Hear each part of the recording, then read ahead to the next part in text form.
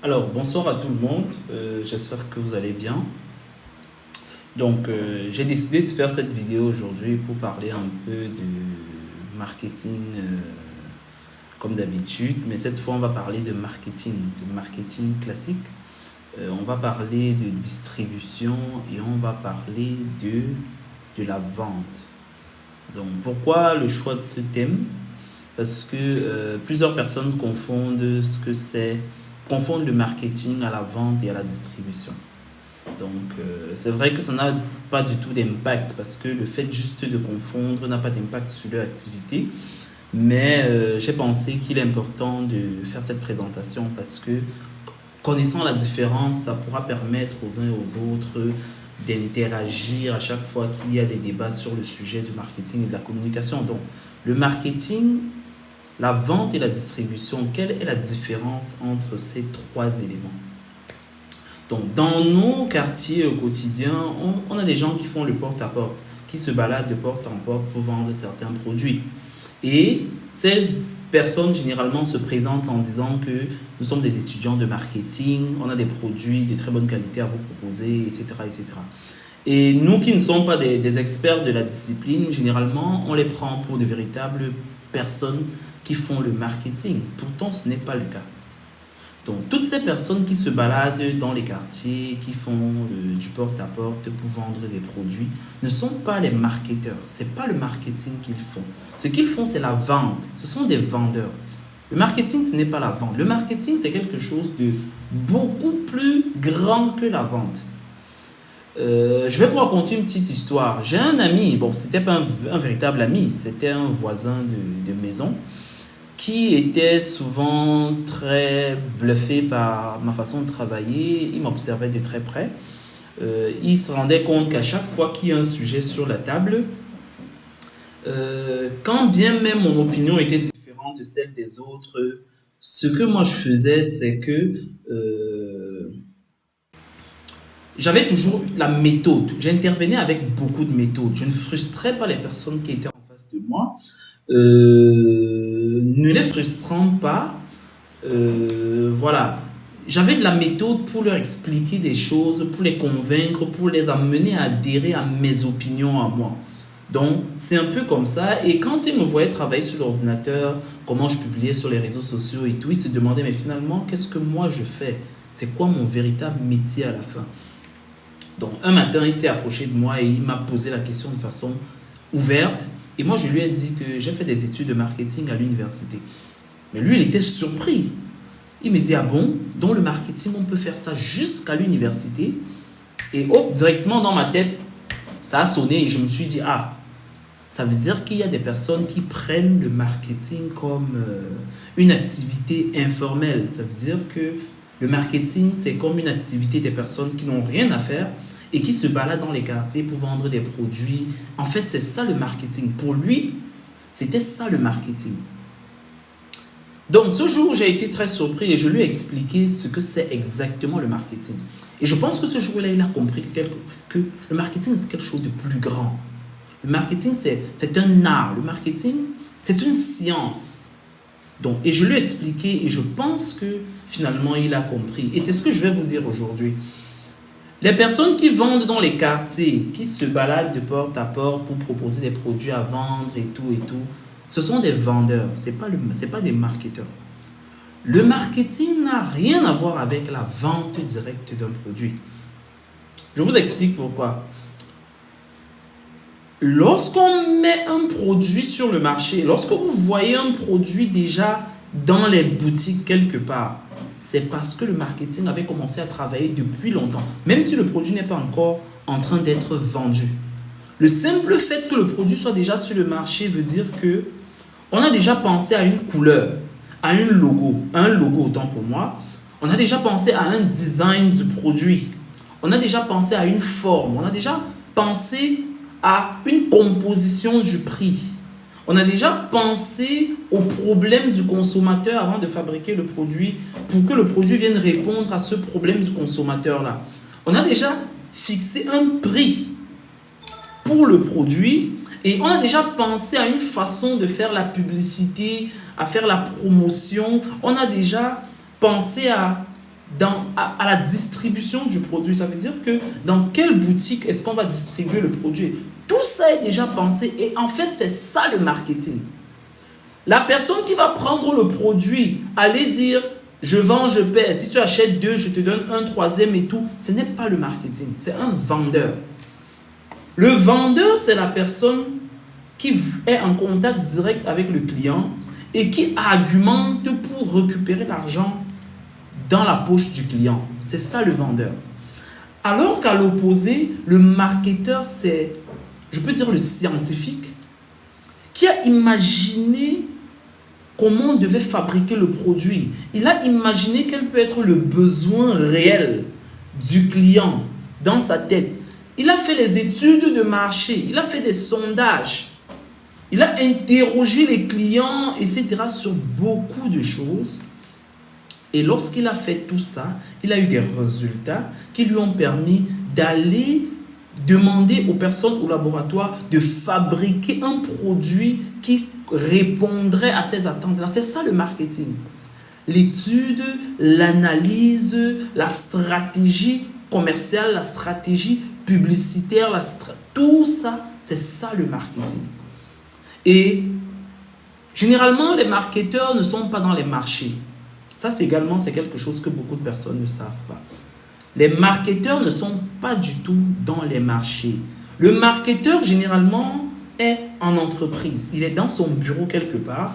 Il analyse pourquoi les clients n'achètent pas, pourquoi les clients achètent, la composition des produits, etc. etc. C'est ça le travail du marketing. C'est un travail d'analyse, c'est un travail de créativité, c'est un travail de réflexion, c'est un travail de stratégie. C'est ça le travail du marketing. Alors que la personne qui a les produits en main et qui dit « je vends, je perds à chaque fois », celui-là n'est pas le marketeur, celui-là c'est le vendeur. Donc, la différence, on dit généralement que la vente commence à partir du moment où le client dit « non ». Ça, je veux comme ça introduire la partie distribution. Donc, à côté du vendeur et du marketeur, il y a une autre personne, entre guillemets, il vend aussi. Mais il n'est ni marketeur ni vendeur. Celui-là, c'est le distributeur. Et qu'est-ce qui fait la différence entre lui? Je vais prendre un exemple simple. Le distributeur, c'est une personne qui ne marchande pas avec le client. C'est une personne qui ne négocie pas avec le client. Il ne discute pas. C'est quelqu'un qui prend l'argent et il donne. Il prend, il donne, il prend, il donne à chaque fois. Sans trop travailler. C'est lui le distributeur. Je vais prendre un exemple banal. Lorsque vous allez dans une boulangerie acheter des baguettes de pain, vous arrivez dans la boulangerie, qu'est-ce que vous faites? Est-ce que vous demandez ça coûte combien? Non, j'ai tel prix. S'il te plaît, donne-moi comme ça là et tout et tout. Non, on ne discute pas. Quand vous arrivez dans une boulangerie, vous savez que la baguette de pain coûte 100 francs ou 150. Vous dites, je veux une baguette de pain. Vous lui donnez l'argent et il vous donne.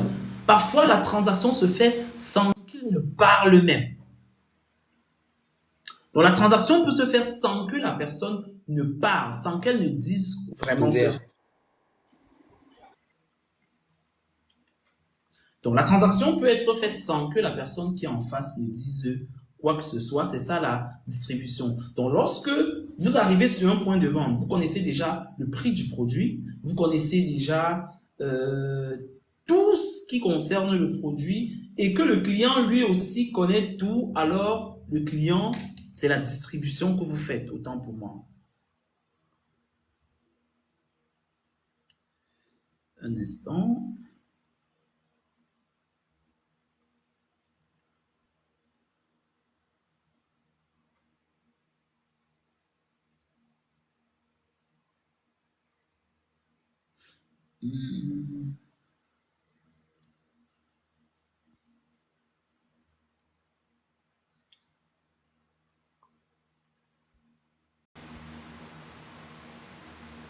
Ok, donc c'est mon premier live sur téléphone. Moi, j'ai accepté quelqu'un sans le savoir, je voulais le retirer.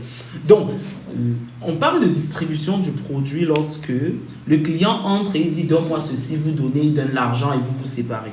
Parfois, ça se fait sans que personne ne parle. C'est ça la distribution des produits. Ça veut dire que vous êtes distributeur.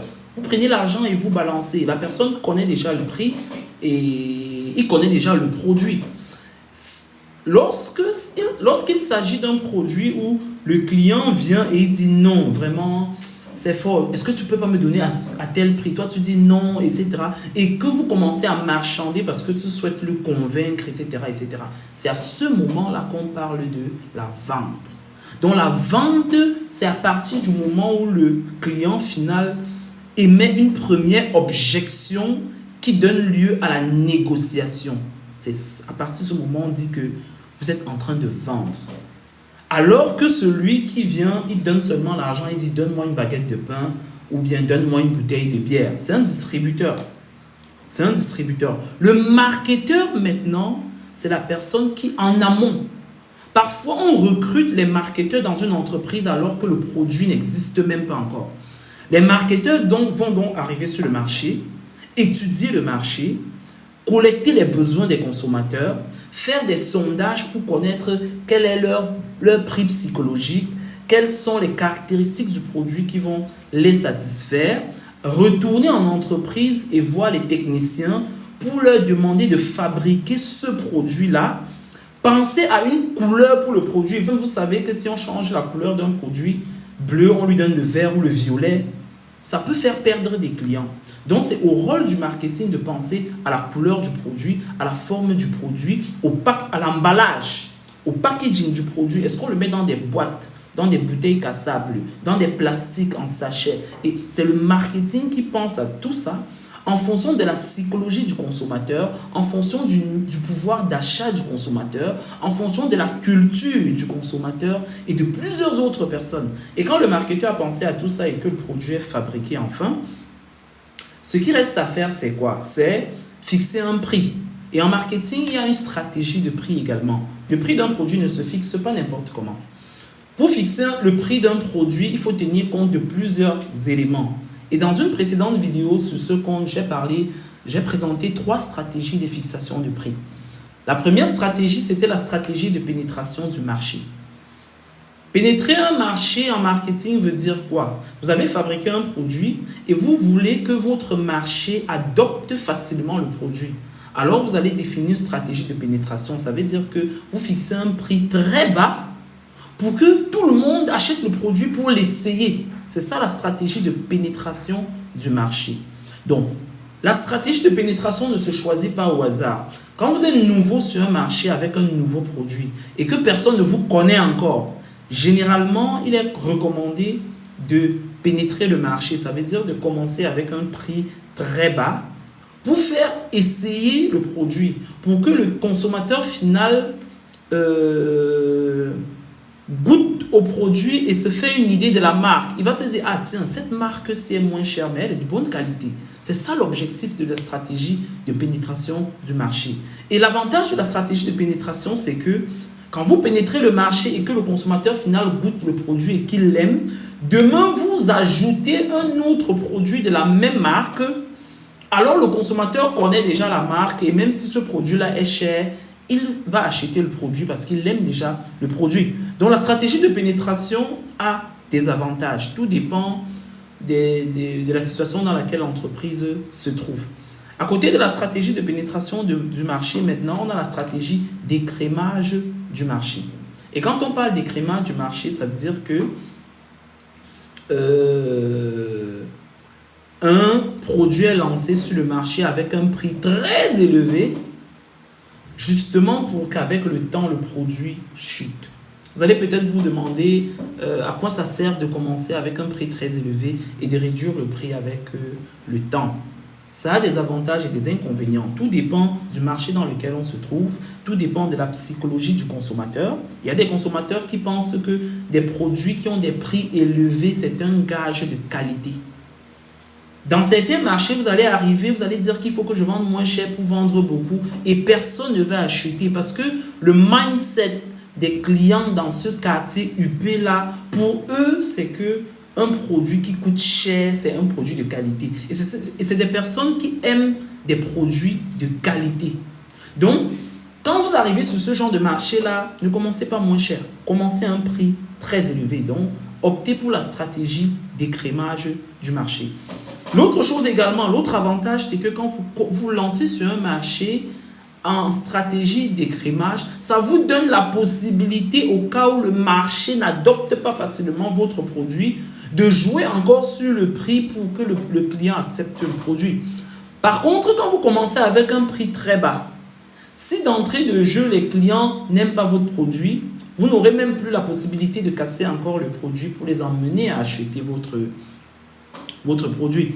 Donc, voilà un peu les différentes stratégies. Dans certains cas, l'écrémage du marché, c'est la solution. Et dans d'autres, c'est plutôt la stratégie de pénétration du marché qui peut être la bonne solution. À côté de ces deux stratégies, on a une troisième stratégie qui est la stratégie d'alignement sur les produits de la concurrence. Il arrive que certaines entreprises, quand elles arrivent sur un marché, décident de ne pas être trop bas ou très haut, très cher, mais elles vont sur le marché, elles identifient les produits concurrents et elles fixent son prix proche du produit de ces concurrents-là pour que les clients puissent avoir le choix. Si celui-ci est en rupture, que je prenne celui-là. Pour que les vendeurs, eux aussi, aient la possibilité de dire aux clients, non, c'est les mêmes produits, hein. C'est aussi très bon. C'est pour ça que le prix est similaire, donc je te recommande celui-ci. Donc, la stratégie d'alignement sur les prix de la concurrence aussi a ses avantages et a aussi ses inconvénients.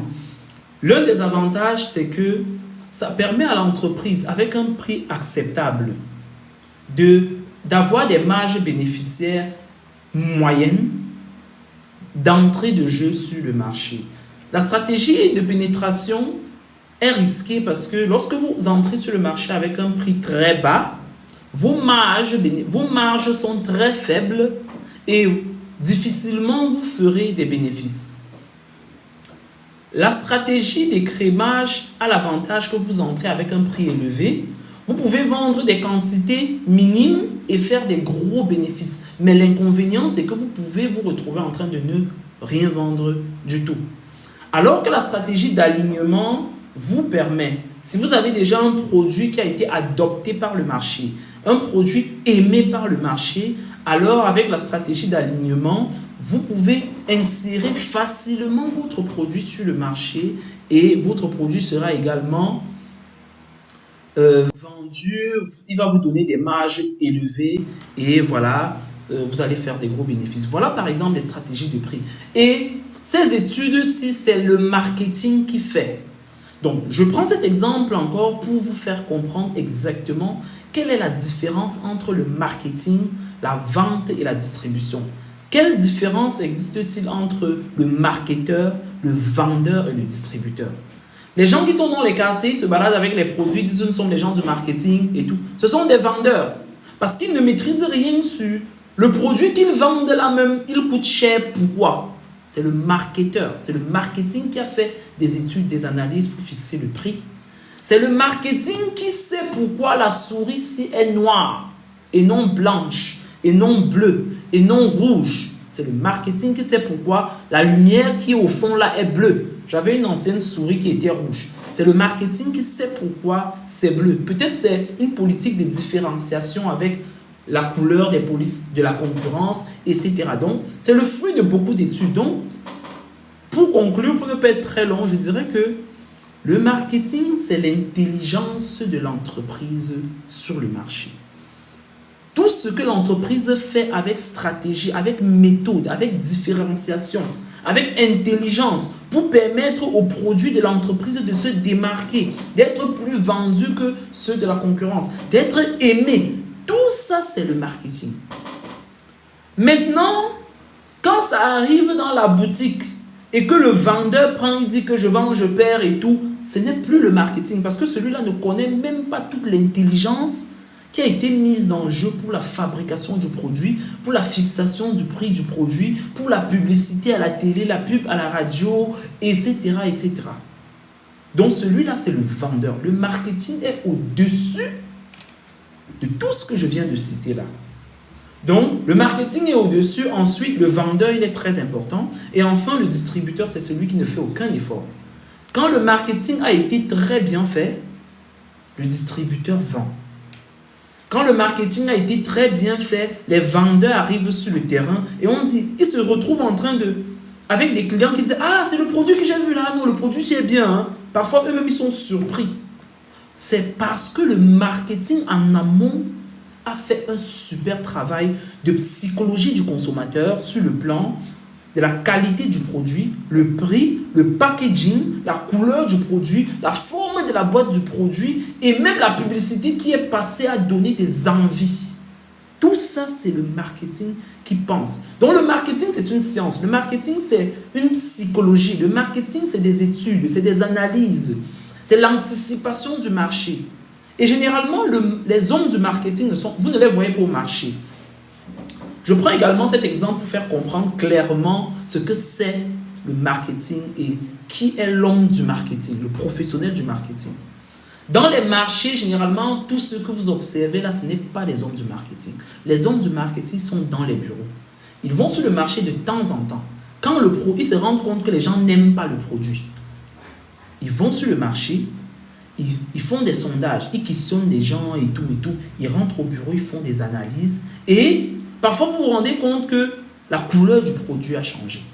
La composition du produit a changé. Et vous-même, vous vous retrouvez en train d'aimer le produit maintenant. Ce n'est pas parce que le vendeur chez qui vous achetez habituellement a changé. C'est le même vendeur, c'est le même distributeur. Mais vous vous retrouvez en train d'aimer le produit. C'est parce que le marketeur, qui est quelque part au laboratoire, là, dans son laboratoire, a fait du bon boulot. Parfois, on vous dit que l'étiquette du produit, on a changé un peu le design. Ce n'est pas anodin, c'est le marketing qui recommande ces changements-là. Parfois, il y a des insignes sur des produits qui ne correspondent pas aux valeurs du client cible, qui ne correspondent pas à la culture du client. Je vais prendre un exemple. En Côte d'Ivoire, les hommes n'utilisent pas le lait de toilette. Donc, quand vous arrivez là-bas et que vous êtes en train de vous oindre, ils vous regardent là, ils me disent que tu te mets la pommade, parce qu'ils appellent ça des pommades. Et ce n'est que les femmes qui utilisent les pommades dans les marchés d'Afrique de l'Ouest. Donc, le marketing, si vous êtes expert en marketing, vous arrivez là-bas, vous devez maîtriser tout ça pour fabriquer un produit qui corresponde à votre cible. Le vendeur ira seulement au marché vendre, mais il ne connaîtra pas toute la science, toute la psychologie, toutes les études qui ont été faites en amont. Et ces études qui sont faites en amont, généralement, ce sont des études marketing. C'est le marketing qui fait tout ce travail-là. Donc, ce premier direct que je faisais était justement, il est justement fait dans l'optique de montrer quelle est la différence entre le marketing, la vente et la distribution. Dans le marketing, le marketeur, il est le patron de tout ça. C'est pour ça que dans les entreprises, vous allez entendre parler de directeur général, de directeur marketing, de directeur commercial. Le directeur marketing, c'est l'intelligence de l'entreprise. Le directeur commercial, c'est le directeur des vendeurs. Il est évalué sur le chiffre. Vous avez fait quel chiffre d'affaires, combien de millions? Alors que le directeur marketing est évalué parfois sur la perception du produit, sur la notoriété du produit, sur l'image de marque du produit et sur plusieurs autres variables. Et parfois, ça n'a rien à voir avec le chiffre d'affaires. Donc, c'est ce que je voulais préciser dans ce premier direct. Donc, si vous avez des questions, laissez dans les commentaires. Je vais m'arrêter là. Je vous invite à cliquer sur mon profil, à vous abonner, à liker et à partager surtout. J'ai préparé une session de 90 vidéos de formation gratuite en marketing et en marketing digital. Donc, les vidéos sont publiées sur ce compte TikTok, les vidéos sont publiées sur ma chaîne YouTube, sur mon compte LinkedIn et sur ma page Facebook. Donc, pour le moment, on est encore sur les fondamentaux du marketing. Définition du marketing, le mix marketing, stratégie de produit, stratégie de prix, stratégie de communication et stratégie de distribution.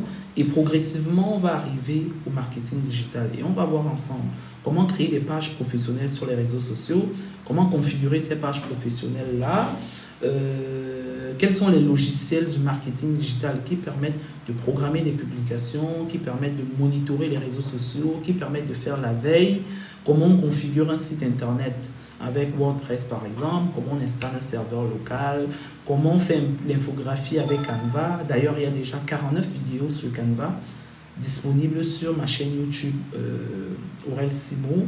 Donc voilà en fait le programme des prochains jours. Chaque jour, on aura une vidéo sur ce compte. Donc je vous invite à liker et à partager la vidéo pour que le maximum de personnes puissent profiter de ces contenus que je partage tous les jours désormais. Donc, on va arrêter le premier direct d'aujourd'hui. On se donne rendez-vous demain avec un peu de disponibilité. Je vous ferai un deuxième direct sur une autre thématique. Déjà, aujourd'hui, je vais partager avec vous une vidéo sur comment je l'ai appelé, le streaming multiplateforme. Comment faire un direct qui va passer sur tous les réseaux sociaux de l'entreprise au même moment. C'est quelque chose de très important parce que généralement, les entreprises, lorsqu'elles organisent des événements, elles aimeraient que leurs clients, qu'ils soient sur Facebook ou sur Twitter ou sur YouTube ou sur Instagram, que les directs passent partout. Même pour les influenceurs, ça peut être très important. Le direct a l'avantage qu'il vous permet d'avoir un maximum de vues. Il vous permet également d'avoir un maximum d'engagement. Ça veut dire les likes, les commentaires et les partages. Donc, je vous recommande de faire partager beaucoup de vidéos en direct. C'est très important pour votre visibilité. Et c'est dans ce sens que je vais partager avec vous demain une vidéo qui va vous montrer comment faire un multi-streaming, un streaming multiplateforme. Ça veut dire que vous êtes en train de faire une vidéo comme celle que je fais actuellement et la même vidéo passe sur Facebook, Twitter, YouTube, Instagram et LinkedIn au même moment. C'est un gros avantage du dynamisme de vos plateformes. Et ça se fait grâce à un logiciel que je vais présenter demain. Donc, tapez sur Facebook Aurel Simon ou bien sur YouTube Aurel Simon et abonnez-vous à mes différentes pages. C'est sur ces pages-là que je partagerai la vidéo de demain. Donc, on se donne donc rendez-vous demain. Bonne soirée à tout le monde.